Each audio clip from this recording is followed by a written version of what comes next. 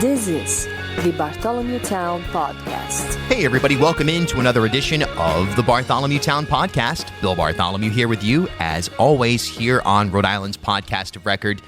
You know, there's been just a wacky uptick in teacher bashing and just sort of everything surrounding that, union bashing as well. And look, you know, we have to think critically about the problems in our educational system. There's no doubt about it. I mean, look, those conversations should be front and center, and there should be different ideas proposed, and they should be debated in the public forum, and they should be debated internally, kind of off the record. And yeah, the movement of ideas is something that's critical. But we're also seeing this point in time where, and obviously, the school mask mandates and stuff like that, that's really what brought this out. But, you know, I'm getting emails from people, tweets, I'm reading columns where people are calling, you know, this blogger in Cumberland calls the head of the AFT a villain. You've got someone else calling Bob Walsh a specimen. You know, it's been really reduced to this kind of WWF, you know, backyard wrestling, school lunch bully type of environment. And obviously that's not productive at all. You know what I mean? But what's missed by those haters, for lack of a better term, really, is the fact that there are serious infrastructural and foundational challenges and issues that we need to address both within education and external factors that impact education. There's no way we're going to do this overnight. There's probably no way we're going to do this even in a generation, as scary as that sounds. But we've got to get the ball moving. There's a lot of things that are kind of happening on the issues of poverty or the issues of housing or the issues of food insecurity or the issues of lack of mentorship. Whatever it is, these things are moving, and they will help us in a broad concept of reimagining education. Maybe not moving even close to fast enough, but there are ideas out there.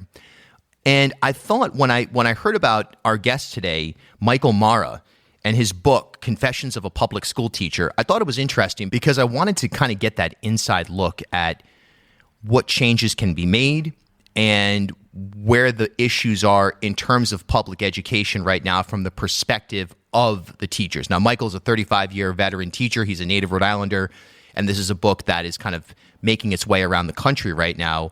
And there's some interesting stuff in there, and I think it yields some fascinating questions, the likes of which I'm going to reach out to Bob Walsh and Frank Flynn and see if we can have either just a conventional podcast conversation on some of this stuff in part anyway, or perhaps some kind of forum where we can really gain an understanding for some of the things that Michael's talking about, because although they are perhaps pushing up against certain union talking points, I think they have merit in such a way that in an honest conversation, I think teachers' unions would probably, by and large, agree with. But we got to find out, too. We'll do the digging, and we'll see if we can kind of turn today's conversation into a vertical, ongoing series. As always, thanks for joining us here on Bartholomew Town. Remember to follow me on social media, Twitter, Instagram, TikTok, Facebook, even LinkedIn. Just search for me, Bill Bartholomew, and we will connect for daily digital content. Confessions of a Public School Teacher. Those are, I mean, there's a lot to unpack just in the title right there, and it could go in so many different directions. We're at such an interesting, sometimes terrifying moment with respect to education as a whole, the back and forth on school choice versus no school choice, schools underperforming in Rhode Island in certain districts, while doing better in other districts, while still being below Massachusetts on the whole, the disruption that the pandemic caused, COVID protocols, teacher bashing, union bashing, whatever it may be, it seems to be at an all-time high. And you've got certain pundits at least here in Rhode Island, in the local media, you know, they don't have very much reach, but they have almost made it a career using outside influencer dollars to write columns and blogs and, you know, kind of position themselves as having ideas for how to improve education. Well, you wrote a book on that. And I think that's what makes this conversation so interesting, because we're going to hear some excerpts from this book. And I guess tell us about your background, 35 years in the education business, and where this book originates from. Yeah, great question. And thanks for having me on, Bill. So I attended Colby College, which was really a huge game changer for me. I was blessed to go to a good school where there were great teachers, and they were passionate about what they were doing in the classroom in their respective disciplines, surrounded by a lot of smart friends. And so that kind of spawned a interest in education for me, and they had an education program at Colby. So I majored in history, and took the education program requirements, another 12 courses, which is essentially a major, and graduated with a BA in history with a teaching certificate for public education. And, you say there's so much to this idea about, what's going to make education or break education, or what's wrong with it and how do we fix it. There's no quick fixes, Bill. Yeah. Before I get to some of the fixes that I think we really can achieve, I'm very upfront with my audiences when I talk about things. Let's just be flat out on the table. There are three key issues that continue to compromise our students, and schools have little to no voice in controlling any of them. The first one is family dysfunction. Schools aren't built to address family dysfunction. They're built to provide, we hope, the best educators they can find, teaching in the best manner they can to the children that are trusted to them. But family dysfunction, broken homes, addiction, physical, emotional abuse, schools aren't going to be able to fix those societal problems. Number two, poverty, and all the difficulties that curse brings with it. And the third one, mental health issues that kids come to school with.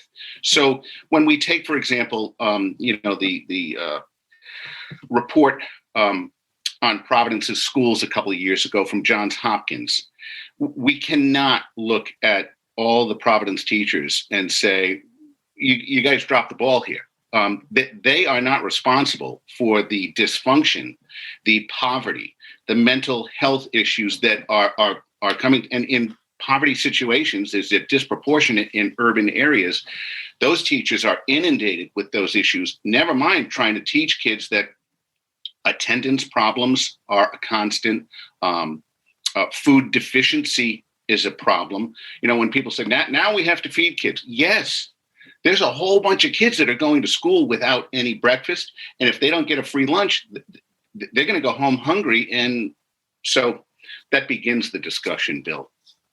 So foundational. That's the thing. And a lot of people will argue, well, okay, that all may be true, but it's not society's obligation to address that. And it's like, okay, well, even if you have no moral compass, there are economic and societal repercussions of not addressing these things that reverberate from one generation to the next, to the next, to the next. And so even if you take the position of, well, that's not my problem, everything's good in my life, it's actually not.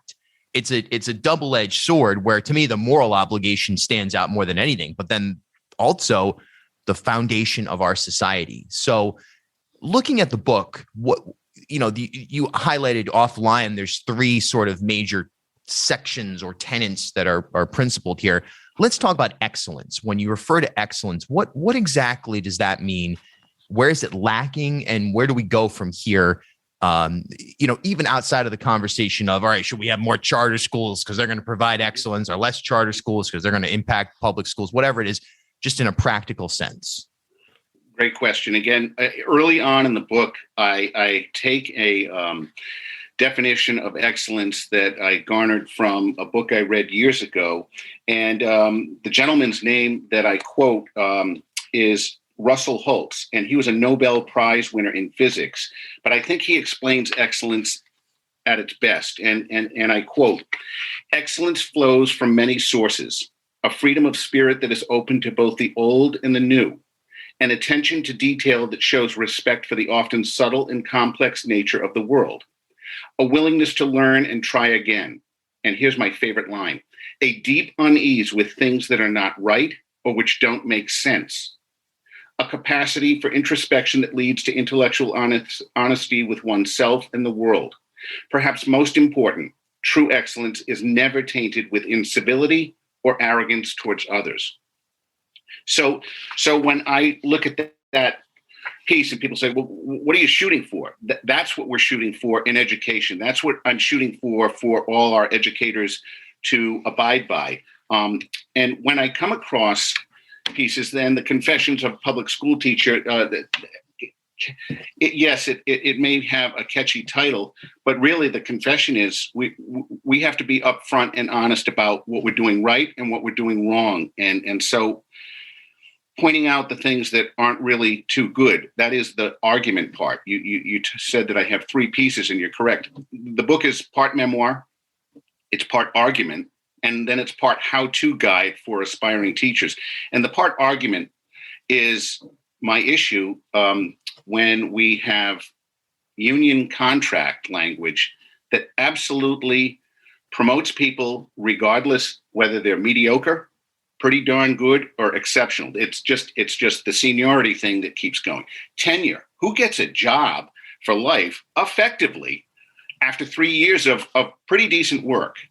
And lastly, layers upon layers of due process that when a principal or a department head or a superintendent says, we have to move this person. They are not good for kids. They are not committed to education. They don't bring those qualities that we look for: knowledge of subject, passion, compassion, authority, character, and organization. They're not bringing any of that. We have complaints stacked. Ask any guidance counselor, and they'll tell you who the teachers are that there's problems. And so when a department head or a principal or a superintendent attempts to move on those people, unions defend these people to the absolute hilt, which cannot possibly be good for anybody. Yet that's what they do.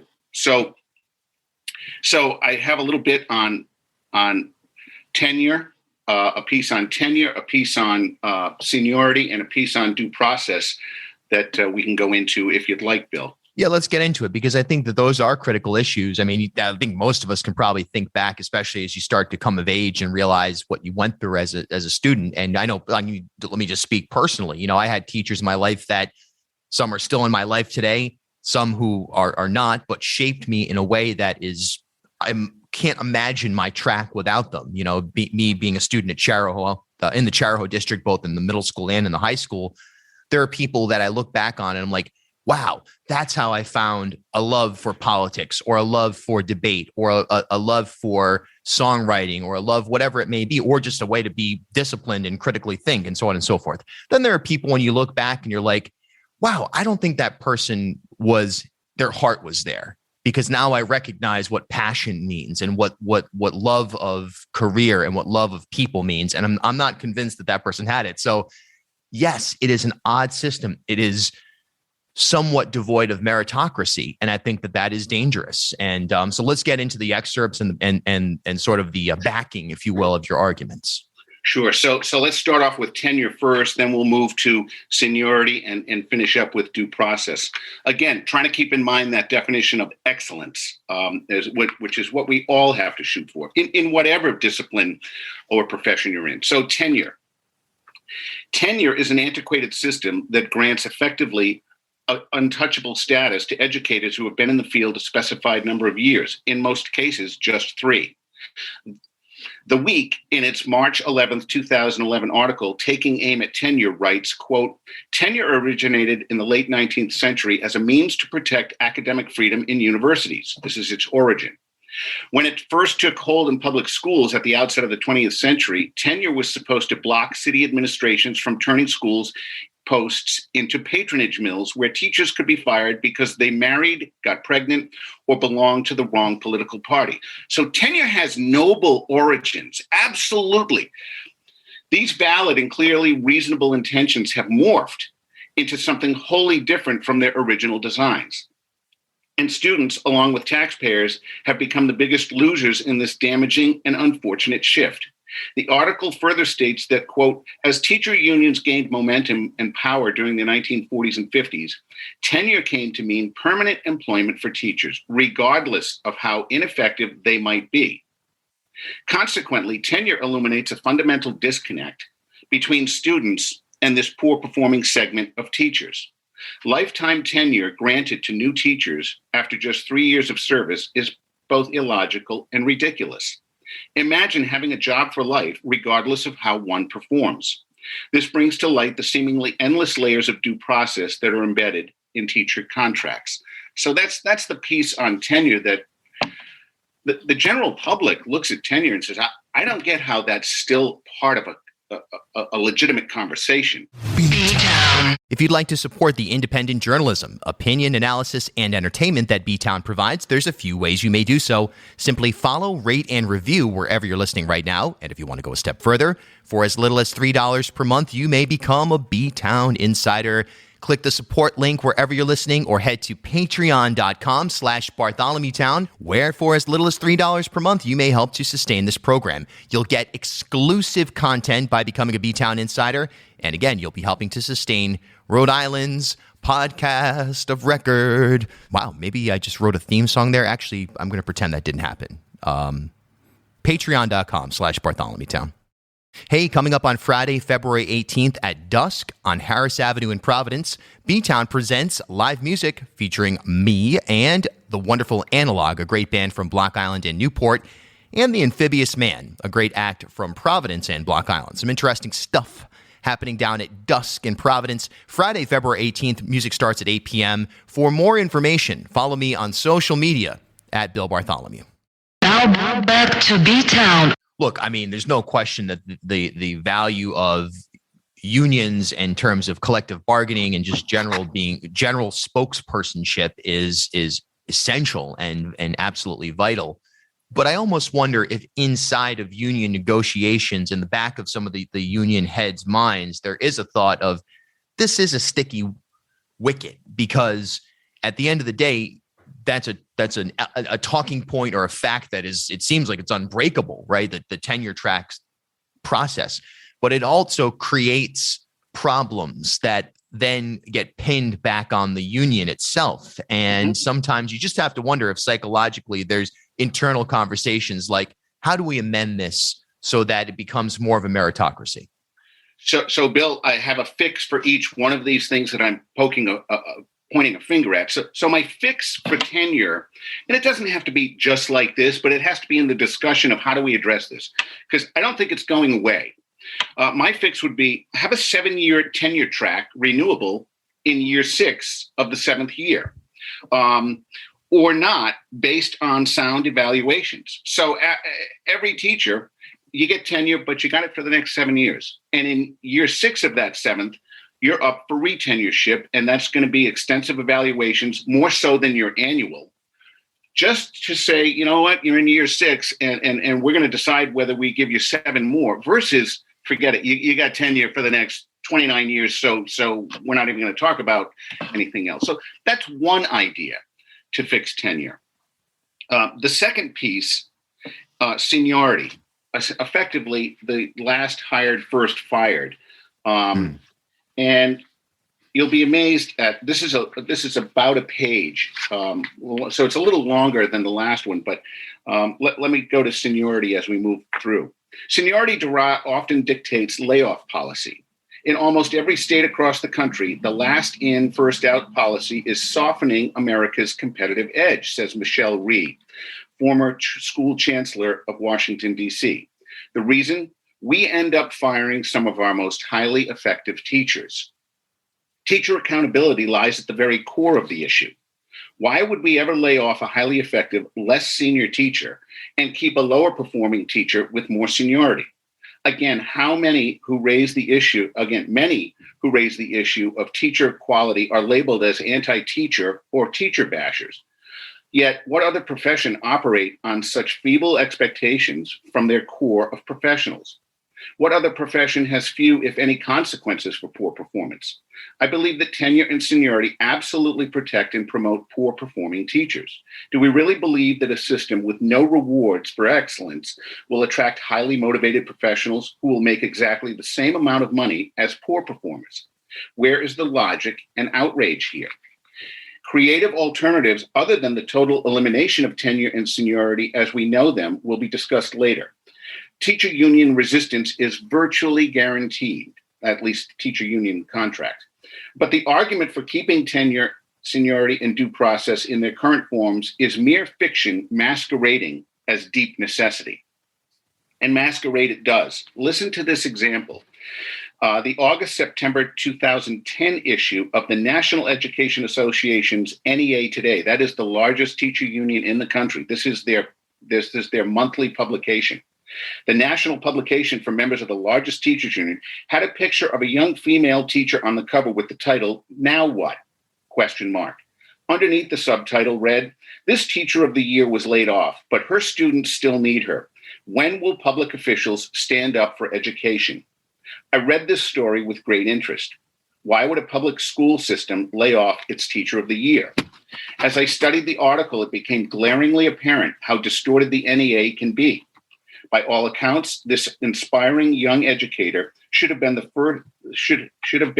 one of the last to lose her job in a layoff situation, certainly not one of the first. But the seniority demanded in her contract by her own union mandated that she be laid off. In fact, I phoned the NEA national headquarters and left a message asking if the teacher layoff was due to seniority. A day later, I received a phone message indicating that this was the case. The very union that placed her on its cover page and portrayed her as a pawn at the mercy of her municipality guaranteed through its own senseless contract demands that she would be among the first to be laid off. She had no one to blame but her own union, which collected dues from her paychecks while she was employed. And for what? Presumably to assist her in labor issues. The union could have preserved this rising star by supporting layoff policies that are based on teacher quality, just as you said, Bill. But instead, it stuck to its archaic anti-student policy of last in, first out. Randy Weingarten, president of the American Federation of Teachers, the second largest teacher union in the U.S., defends this senseless policy, saying, quote, that in tough economic times, the people who have experience are not the first to be let go. Conceptually, this point has some merit, but in reality, poor performing senior teachers prove this thinking dreadfully wrong. Ms. Weingarten's skewed assumption here is that seniority is the ultimate indicator of teacher quality. But what this actually does is put adults before student in education. Obviously, this is not in the nation's best interest. We must stop protecting ineffective teachers. We must stop laying off high-quality teachers who lack seniority. Have the teacher unions become blind to their own blindness on this critical matter? Yeah, there it is.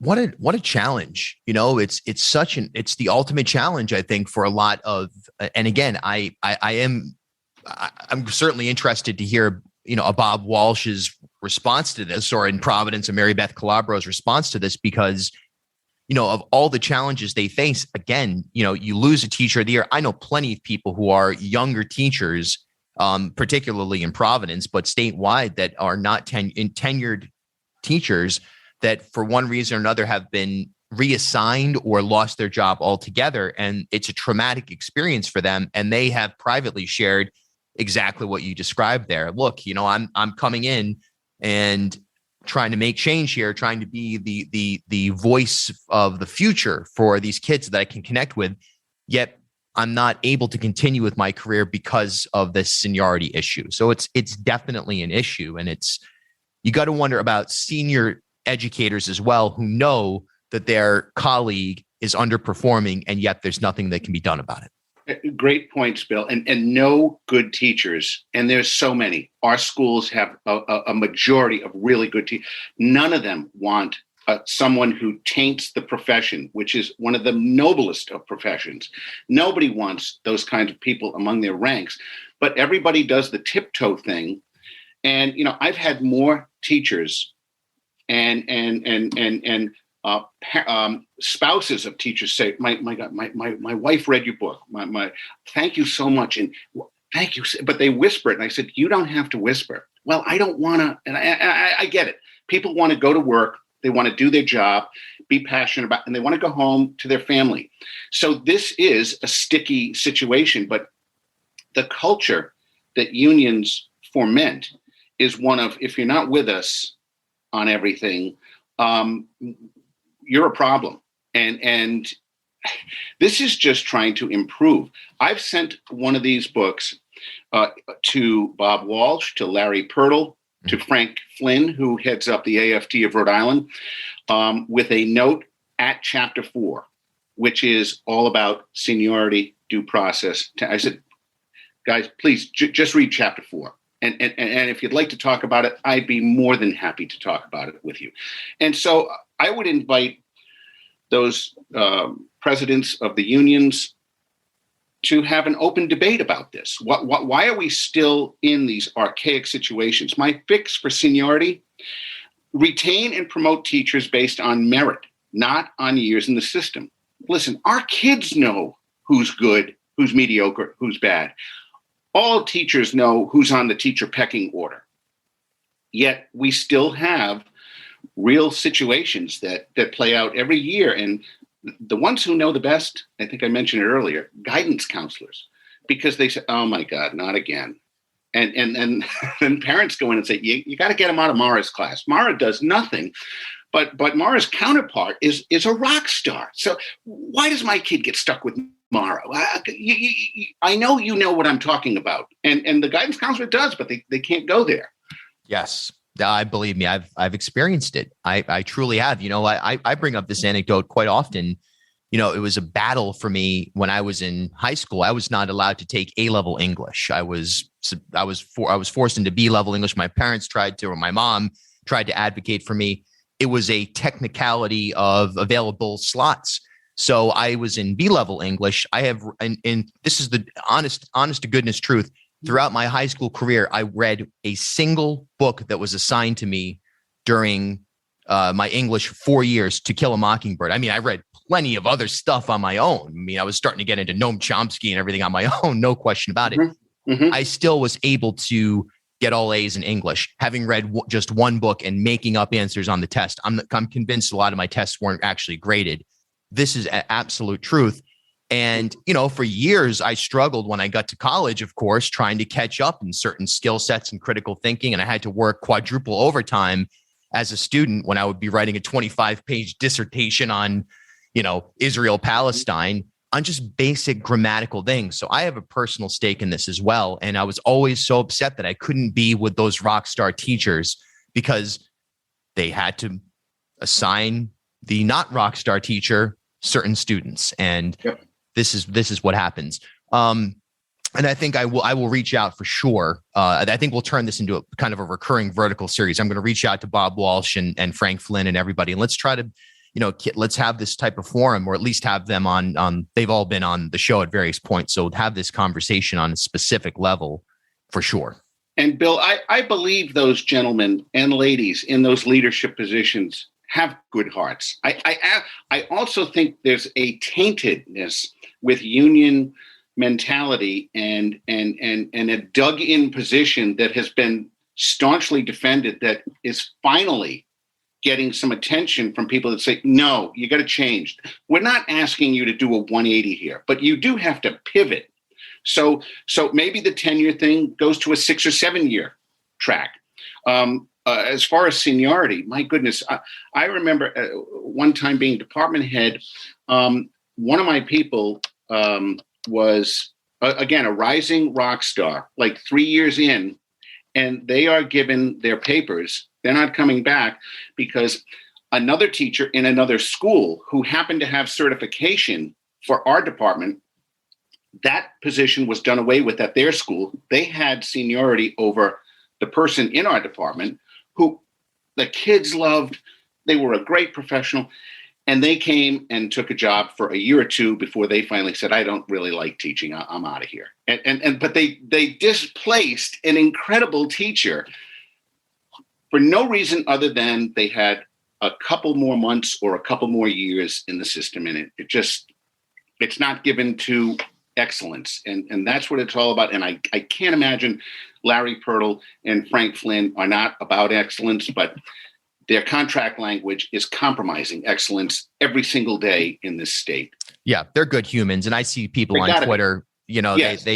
So this blogger in Cumberland, Rhode Island, she writes, that Randy Weingarten's and is a villain, and this other person calls talk radio and calls Bob Walsh a specimen. I mean, this isn't the solution at all to any of this stuff. I mean, this is just maniacal, potentially evil behavior. But I think there is a lot on the table that you raise here that is critical information, and I think it benefits everybody as a whole. And you just got to wonder how we get there. I'll give you the final word. We've got about 2 minutes left. I just think that when we talk about real change, people talk about reform and there's these little tidbits of, well, we should do that a little better. When the number one thing that kids profit from when they walk into a school and in a classroom is the quality of the teacher that is in front of them. That is it. That is ground zero. So when we can fix things like tenure and seniority and due process, which, when a teacher that is seriously breaching what they should be doing is moved on, they cannot enjoy 2 or 3 years of a strung out piece, maybe 2 or 3 months, but that should be it. It takes $200,000 to $300,000 for a school department, if the union is going to do what it usually does and get lawyers involved, to get rid of a blatantly poor performing teacher that everybody knows is a poor performer. So this conversation is very helpful, Bill, and I'm really glad that you've taken it and you personalized it, but everybody has those great teachers in their pasts and the other ones that you say, you know what, I think they were just, punching the clock and, they couldn't wait to get out. Yeah. They were there at the latest in the morning, and they were the first out. And while we were in class, I heard other classes, same thing, doing infinitely more. So thanks so much for having me. This is so important. Confessions of a Public School Teacher. The link is to purchase the book is inside wherever you're listening right now, whether it's on Apple or the website or anywhere else. And if you're listening on the radio, obviously you can't click the link there. Go to ripodcast.com and you'll be able to find the link to the book on Amazon. Rhode Island's podcast of record, B-Town.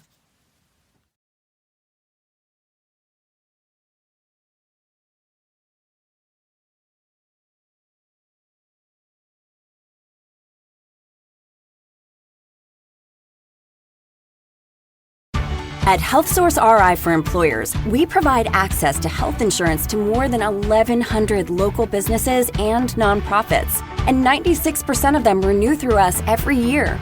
Maybe it's our choice of 19 different health plans, our 10 years of customizing solutions, or our one local team of dedicated experts helping employers find quality health insurance. See how our numbers stack up for you. Learn more at healthsourceri.com/employers.